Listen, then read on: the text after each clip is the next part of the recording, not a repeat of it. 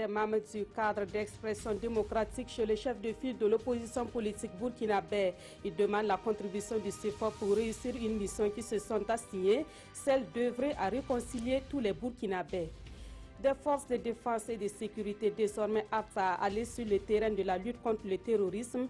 Ils sont 46 à avoir suivi une formation sur la lutte antiterroriste. La formation de 5 semaines a été assurée par des instructeurs américains.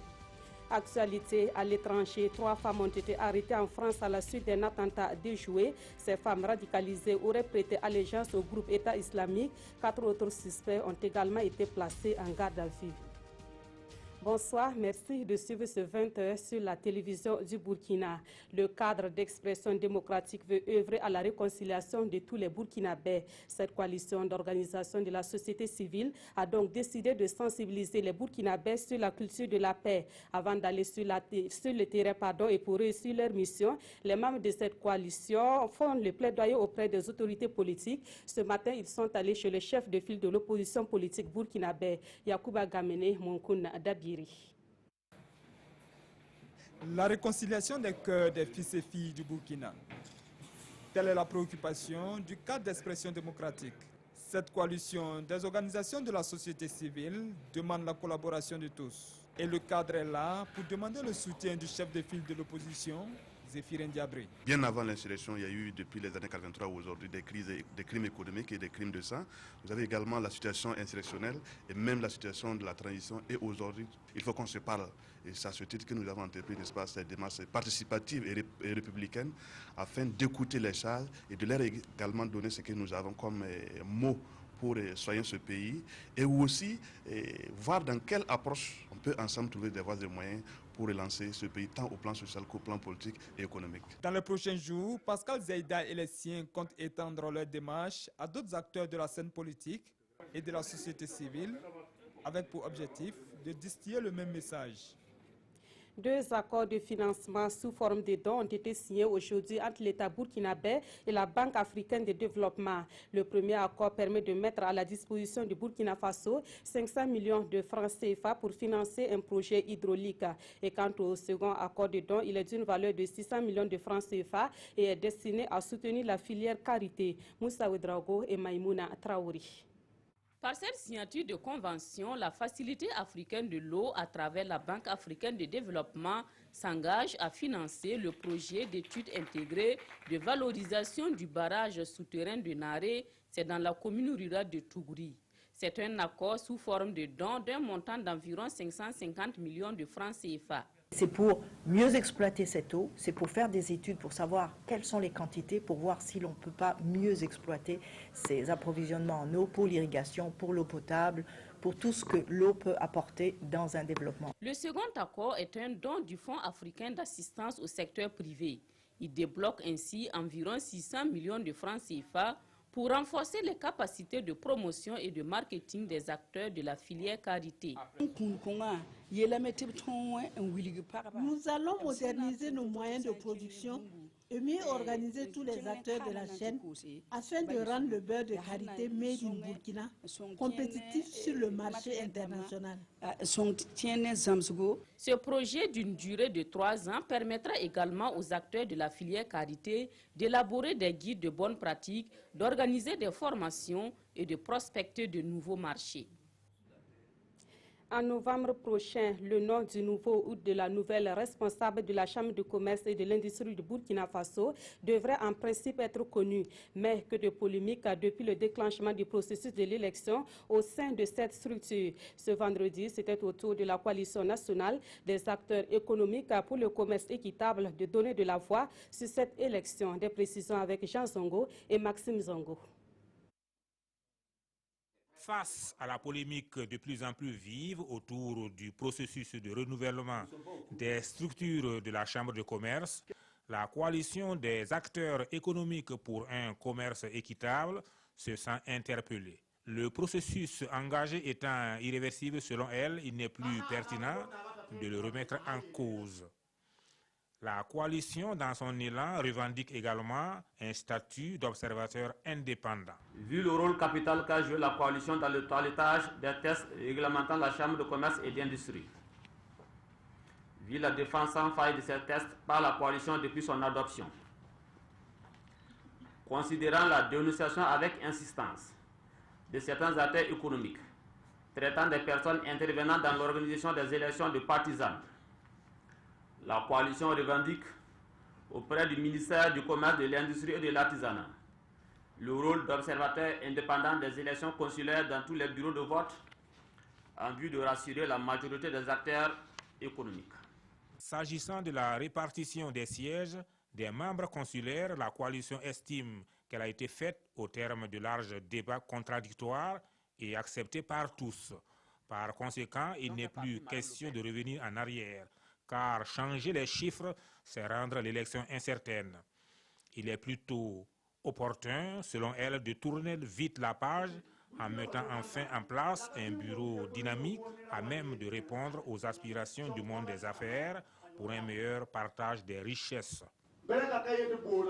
Autre point de l'actualité, face au terrorisme, les forces de défense et de sécurité multiplient les stratégies afin de venir à bout de ce phénomène. 46 militaires ont achevé une formation sur la lutte antiterroriste à l'École nationale des sous-officiers d'active. La formation a été assurée par des instructeurs américains et les bénéficiaires sont désormais aptes à répondre à une éventuelle menace terroriste. La cérémonie de fin de formation a eu lieu ce matin. Issa Kafando et Tanga Kafando. De nouvelles compétences militaires pour répondre au nouveau contexte sécuritaire marqué par la montée du terrorisme et l'extrémisme violent. Les forces d'intervention rapide. 50 au départ, ils sont au nombre de 46 à recevoir leurs attestations de fin de stage après 5 semaines de formation sur la lutte antiterroriste. 5 semaines au cours desquelles les stagiaires ont développé avec les instructeurs américains les modules tels que les conflits armés, les engins explosifs, l'embuscade, la réaction à l'embuscade, les tirs au combat, le tout couronné par des exercices de synthèse. C'est un premier niveau, parce qu'il y a les autres niveaux qui vont être complétés par la suite. Et dans l'objectif du commandement et dans la vision du commandement, c'est pour pouvoir partager ces différentes compétences-là, notamment les forces de réaction rapide aux grandes entités de l'armée de terre, notamment la première région militaire, la deuxième région militaire au niveau de Bobo-Dioulasso, la troisième région militaire au niveau de Ouagadougou et puis les environs. Donc ce sont des capacités que le commandement a souhaité qu'on puisse bénéficier pour nous accompagner effectivement dans la lutte contre le terrorisme. Cette formation s'inscrit dans le cadre de la coopération militaire entre le Burkina Faso et les États-Unis d'Amérique. Nous sommes vraiment main à main. Aujourd'hui, on a senti vraiment une contribution importante à le renforcement de la capacité de lutter contre le terrorisme, l'extrémisme violent. Ensemble, renforcer la frontière. Se servir de ce qu'ils ont appris pour contrer toute menace terroriste au Burkina Faso, tel est l'engagement de ces combattants de la première heure qui, par ailleurs, ont souhaité voir ces genres de formations se multiplier. En plus de la formation, les États-Unis appuient le Burkina Faso dans la lutte contre le terrorisme à travers des actions de sensibilisation. L'ambassade des États-Unis a initié une compétition de réalisation d'œuvres artistiques qui sensibilisent sur l'extrémisme violent et le terrorisme. Hier jeudi, le public a pu découvrir les œuvres retenues dans cette compétition et les auteurs des meilleures œuvres ont été récompensés. Le reportage de Moumouni Soubega. Parmi les 40 œuvres, c'est celle de Arnaud Bassolé qui a retenu l'attention du jury. Selon les membres du jury, il a su traduire le mieux le message de la lutte contre l'extrémisme violent dans un style particulier. Moi, j'ai invité tout le monde à tourner la page parce qu'on voit notre monde est assombri par l'extrémisme violent. Alors que si chacun acceptait la différence de l'autre, on pouvait avoir un lendemain meilleur, un monde de paix que j'exprime ici par cette lumière qui déborde. 3 autres œuvres ont également reçu des prix composés des livres et des dictionnaires. La promotion de la paix, de la tolérance religieuse et de l'intégration, ce sont autant de messages que ces jeunes ont voulu passer à travers leurs œuvres. Pour l'ambassadeur des États-Unis au Burkina, l'objectif est simplement atteint. L'impact clair, c'est que nous tous, nous utilisions le même langage. Ce n'est pas seulement les États-Unis, ce n'est pas seulement la France, ce n'est pas seulement le Nigeria, parce qu'ils ont, c'est nous tous, chacun doit jouer sa partition. À la résidence du premier conseiller de l'ambassade, tous les posters ont été exposés pour permettre au public de découvrir le chef-d'œuvre de ces jeunes artistes. Ce sont des actions de sensibilisation que l'ambassade des États-Unis mène dans le cadre de la lutte contre l'extrémisme violent et le terrorisme. L'ambassade compte ainsi mieux exploiter les œuvres sélectionnées pour poursuivre la lutte contre ces maux qui ne connaissent plus de frontières. Dans l'actualité également, l'ambassadeur du Burkina Faso en Éthiopie, décédé le 30 août dernier, a reçu aujourd'hui les hommages de la nation burkinabé. Ce diplomate était également le représentant permanent du Burkina Faso auprès de l'Union africaine et de la Commission économique pour l'Afrique. Parents, amis de connaissances ont rendu hommage à l'illustre disparu qui a consacré 20 ans de sa vie à faire rayonner la diplomatie burkinabé. Mathias Rabo et Aruna Mari.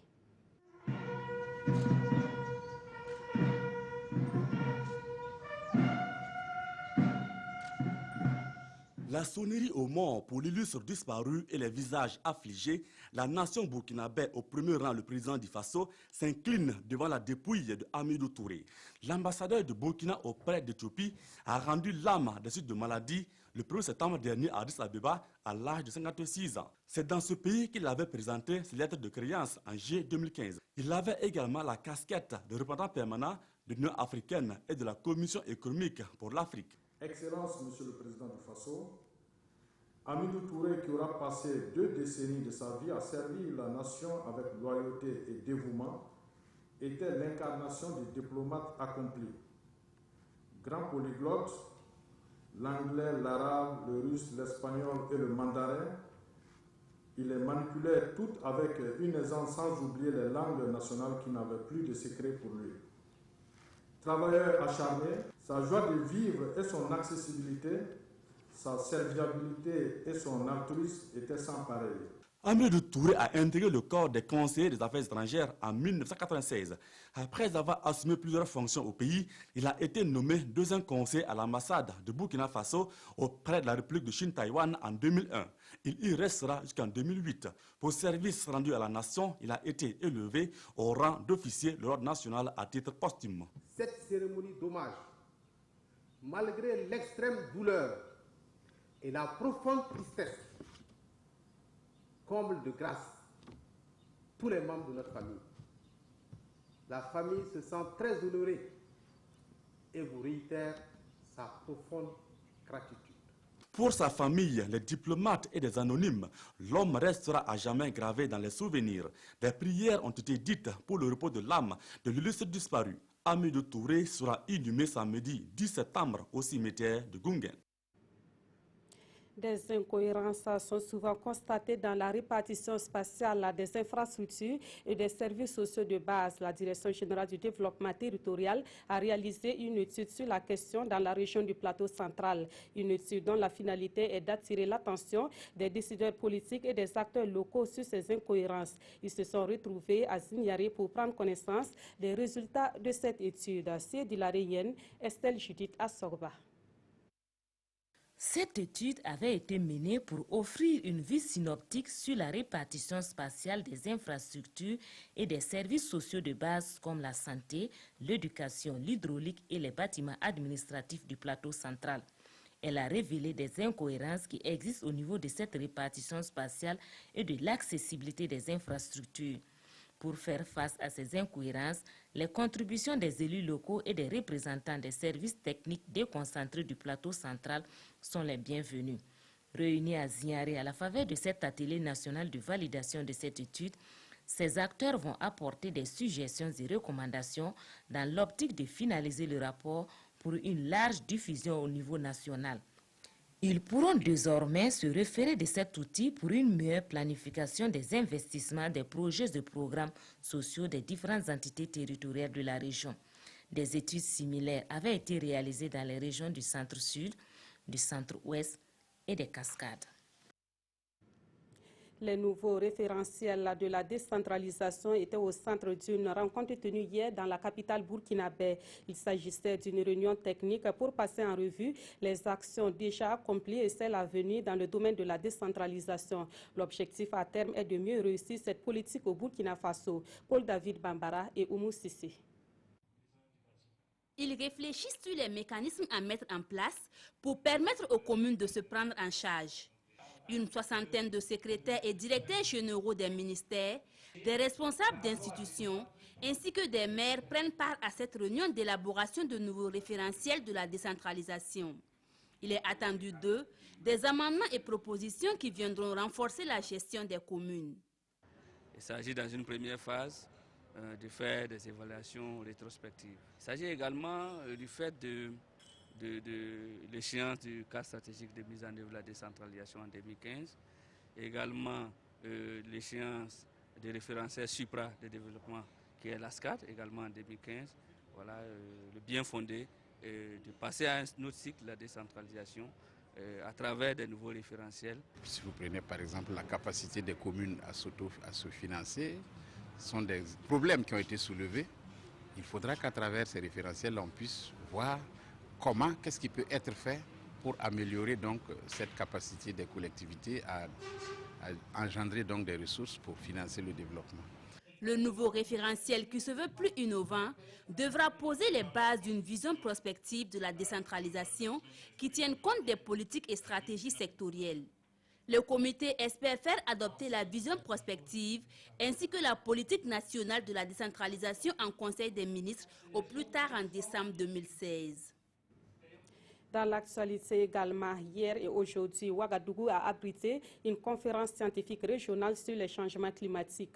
Elle a été organisée par le Centre ouest-africain de services scientifiques sur le changement climatique et l'utilisation des terres Ouaskal. Cette conférence a regroupé des experts venus des pays de la CEDEAO. Moussa Ouedraogo, Ismaël Diloma, Sirima. Une conférence scientifique de la sous-région ouest-africaine pour parler changement climatique. Ces chercheurs et experts venus de 14 pays de la CEDEAO vont proposer des solutions pour réduire l'impact des changements climatiques sur notre cadre de vie. L'objectif de cet atelier, c'est de mettre ensemble les idées des chercheurs, mais aussi des représentants des pays, afin que nous puissions bâtir un agenda de recherche dont nous sommes sûrs qu'à la fin, les résultats vont nous permettre véritablement d'aller au cœur de la problématique du changement climatique. C'est le Centre ouest-africain de services scientifiques sur les changements climatiques qui a convoqué cette rencontre de Ouagadougou. Un centre qui entend appuyer les États membres pour mieux réussir leur mission dans les domaines de l'eau, des terres, ainsi que des adaptations au changement climatique. Le gouvernement a signé un accord de siège qui accorde toutes les facilités à Ouaskal dans ses activités, au Burkina Faso, à Ouagadougou en particulier. Le gouvernement a donné un terrain assez grand pour construire le centre de compétences qui est un peu le cœur de l'activité de Ouaskal. Le Centre ouest-africain de services scientifiques sur les changements climatiques est une initiative conjointe entre les pays de l'Afrique de l'Ouest et la République fédérale d'Allemagne. Il a été créé en février 2012 avec pour siège à Accra, au Ghana. Cela fait déjà 15 ans que le Centre pour la gouvernance démocratique existe au Burkina Faso. Le 15e anniversaire de la création du CGD sera célébré le 15 septembre prochain. En prélude à cette célébration, les premiers responsables du CGD ont animé un point de presse ce matin à Ouagadougou. L'objectif était de donner les informations sur le programme de la manifestation. Les précisions avec Nongba Kouda et Kadi Sanogo. Instituée par l'ONU en 2007, la Journée internationale de la démocratie est célébrée le 15 septembre de chaque année. C'est cette date que le Centre pour la gouvernance démocratique, CGD, a choisi pour célébrer son 15e anniversaire. Une opportunité pour cette institution de faire un bilan de son parcours et de dégager des perspectives pour mieux apporter sa pierre dans l'édification de la démocratie. Plusieurs activités seront menées au cours de cette célébration. Il s'agit d'abord de l'organisation d'une cérémonie officielle au siège du CGD dans la matinée du 15 septembre sous le haut patronage de son Excellence Monsieur le Premier ministre et le parrainage de Madame la représentante résidente du PNUD au Burkina Faso. Ce sera donc le point culminant de nos activités. qui verra la participation de l'ensemble des partenaires de l'institution et de nombreuses autres personnalités de ce pays-là. Nous avons voulu organiser des conférences publiques, à défaut de pouvoir le faire dans les 13 régions du Burkina Faso. Nous avons voulu nous appesantir sur 3 espaces, Ouagadougou, Bobo-Dioulasso, mais aussi à Tenkodgo, à la même heure. L'organisation d'une porte ouverte sur le CGD, ce même jour, le 15, qui permettra de savoir ce que le CGD fait, qui est au CGD, pourquoi le CGD. Créé en 2001, le Centre pour la gouvernance démocratique vise à promouvoir la gouvernance démocratique au Burkina Faso et en Afrique à travers la recherche appliquée, la formation, l'éducation et la facilitation du dialogue démocratique. Une cérémonie sobre mais pleine de sens à l'honneur de l'ambassadeur français Gilles Thibault en fin de mission au Burkina Faso. Cette cérémonie a eu lieu hier soir à la résidence du ministre en charge des Affaires étrangères. Alpha Bari a traduit aux diplomates français la reconnaissance du peuple burkinabé pour le rôle qu'il a joué dans l'histoire de notre pays, surtout en ces moments difficiles. Le reportage de Kostoun Koulibaly et Oumou Sissé. Une cérémonie pour dire au revoir à Gilles Thibault. Après 3 ans passés au Burkina Faso, l'ambassadeur de la France est en fin de mission. Une occasion pour le ministre des Affaires étrangères, de la coopération et des Burkinabés de l'extérieur de lui rendre hommage. Selon Alpha Bari, les efforts déployés par l'ambassadeur français ont permis de ramener le Burkina Faso sur la voie de la démocratie. Votre action a été déterminante, en tout cas dans la mobilisation des forces spéciales françaises qui ont aidé nos troupes qui étaient à l'avant-garde donc à non seulement neutraliser les terroristes mais aussi à libérer l'hôtel Splendide. Je voudrais encore vous dire merci pour votre action lors du coup d'État de septembre 2015.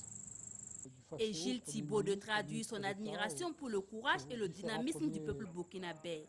Et c'est avec la satisfaction d'un travail accompli qu'il quitte le Burkina Faso. Je pars en ayant conscience que, effectivement, le Burkina Faso est une démocratie moderne et qu'il appartiendra et restera dans ce club désormais. Gilles Thibault se dit toujours disposé à apporter son expertise au Burkina Faso dans la consolidation de sa démocratie. Il est le nouvel ambassadeur de la France au Cameroun. Une minute de silence a été observée à l'endroit de l'ambassadeur du Burkina Faso décédé en Éthiopie. Depuis hier jeudi, les 72 de Mix Bazin Faso d'Anfani battent leur plein dans la capitale burkinabé. L'objectif de cet événement est de donner plus de valeur au textile burkinabé à l'échelle africaine. Et à l'occasion, les exposants donnent à voir la beauté du pain tissé par les artisans burkinabés. Cet événement initié par Safi Décor, soutenu par le ministère en charge de la culture, celui en charge de la femme, Siedi Lareyenne et Draman Guéné pour le reportage. Exposition, musique, coupure de ruban, la 3e édition des 72 heures du Mix Bazin Faso d'Anfani est lancée. Cette année, elle se tient sous le signe de la valorisation de l'identité africaine par le coton burkinabé, avec l'ambition de faire du Bazin et du Faso d'Anfani des symboles de l'intégration africaine. L'union Bazin Faso d'Anfani, un mariage qui donne aussi tout son charme à cet événement. La particularité de cet événement, c'est le Mix Bazin Faso d'Anfani. Et parce qu'on a remarqué que le Bazin et le Faso d'Anfani sont vraiment aimés par les Burkinabés et par les Africains. Et bon, pourquoi ne pas mixer les deux pour que ça fasse un beau pain? Cette initiative intervient à un moment où l'Afrique se fait une place de choix dans le monde du textile. Elle est aussi une manière pour la coordonnatrice de Safir Décor de contribuer à la promotion socio-économique de la femme. En réalisant cette activité, c'est aussi sa contribution qu'elle apporte à l'autonomisation de la femme burkinabé. Nous restons disponibles à accompagner cette initiative et je crois qu'au niveau de mon département, c'est ce qui explique la création de la Direction générale de l'autonomisation économique de la femme. Un cadre de rencontres et d'échanges pour les professionnels du textile burkinabé qui partageront durant 3 jours leurs expériences en la matière. Actualité hors du Burkina Faso, 3 femmes ont été arrêtées en France à la suite d'un attentat déjoué. Ces femmes radicalisées auraient prêté allégeance au groupe État islamique. 4 autres personnes de l'entourage de ces femmes ont été placées en garde à vue. Un projet d'attentat imminent a été déjoué en France. C'est la conviction des autorités après l'arrestation hier soir de 3 femmes à Boussy-Saint-Antoine, une commune de l'Essonne près de Paris. L'une d'elles a blessé un policier à l'épaule avec un couteau. On a vu une première femme qui a couru, qui a tenté de mettre un coup de couteau à un policier. Le policier s'est écarté, a tiré quelques balles sur elle. On a entendu les détonations. Après ça, ils ont interpellé une première femme, une deuxième femme qui partait de l'autre côté, qui remontait vers la gare. Ils ont réussi aussi à l'interpeller, puis une troisième femme. 4 personnes de l'entourage des suspects ont également été interpellées.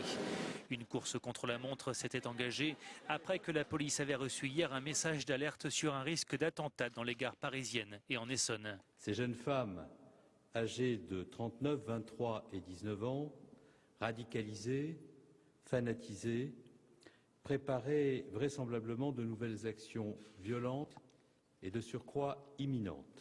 Dans une lettre, la principale suspecte aurait prêté allégeance à l'État islamique et exprimé son intention de commettre une opération suicide pour venger la mort du ministre des attentats de Daesh.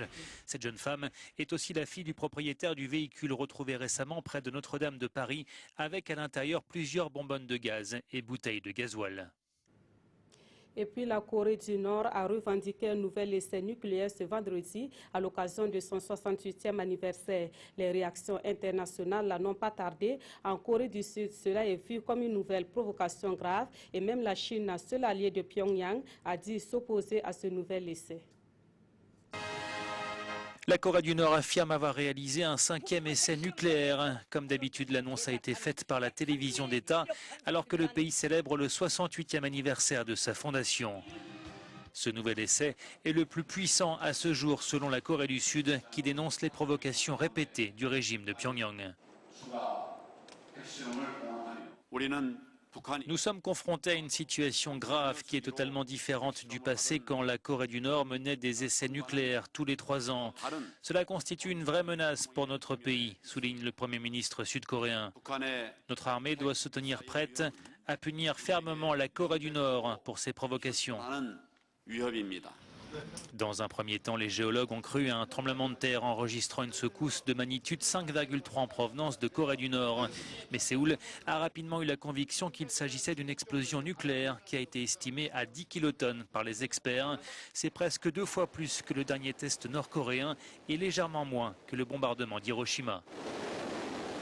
Depuis le début de l'année, le régime de Kim Jong-un multiplie les provocations. En janvier, il avait affirmé avoir réussi son premier test de bombe à hydrogène avant d'effectuer par la suite plusieurs tirs de missiles balistiques, dont 3 en début de semaine. Retour au Burkina Faso pour jeter un coup d'œil dans les parutions de ce vendredi. La crise à la CAMEG, à la centrale d'achat des médicaments essentiels génériques et consommables médicaux, constitue le sujet phare abordé dans la presse écrite de ce vendredi. La revue de presse est signée de Aimé Solange Guigma. Crise à la CAMEG, les journaux du jour en parlent. Le pays indique que le personnel de la CAMEG s'oppose à l'installation du nouveau DG. Il demande le respect des textes, du verdict de la procédure judiciaire, précise le quotidien. Cette crise a commencé, explique l'observateur Palga, quand le ministre de tutelle a œuvré à la création d'une nouvelle CAMEG qui a rapidement reçu le récépissé de reconnaissance officielle. Pendant ce temps, Dr Jean Chrysostome Kadeba avait déjà introduit une requête devant la justice pour surseoir l'exécution du 2e récépissé. Car pour les avocats du docteur, on ne naît jamais 2 fois. Ainsi, le tribunal a-t-il suivi les réquisitions du commissaire de gouvernement en ordonnant le sursis à exécution du 2e récépissé, faisant ainsi du limogeage du docteur Kadeba de nul effet. C'est donc une victoire juridique du docteur Kadeba, clame l'observateur Palga. Pour aujourd'hui au Faso, cette décision de passer outre les textes régissant le fonctionnement de la CAMEG pour procéder à la nomination d'un nouveau PCA n'est pas sans incidence financière si l'actuel se décidait à rester en justice pour être dédommagé. C'est environ une 40aine de millions qui sera en jeu si son départ forcé venait à être acté. Sidoya nous confie que le secrétaire général adjoint de la CGTB, Norbert Wangré, s'inquiète des risques de la saignée de la CAMEG si le changement au niveau de la direction générale se fait de façon illégale et dénonce par ailleurs l'acharnement du ministre de la Santé sur la CAMEG. Et c'est la fin de cette édition. Merci de l'avoir suivi. Agréable soirée en compagnie de la RTB.